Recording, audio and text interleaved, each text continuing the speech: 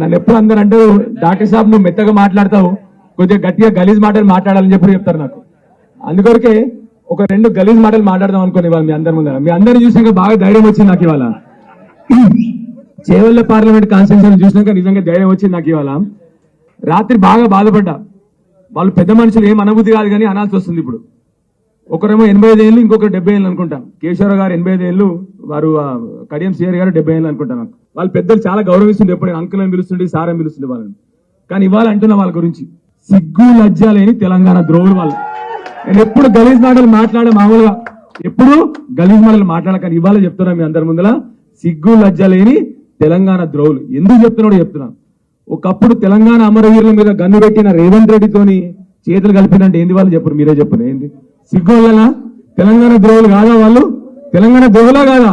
అవును, తెలంగాణ ద్రోహులు వాళ్ళందరూ ఒకసారి చేతులు ఎత్తుర్రి.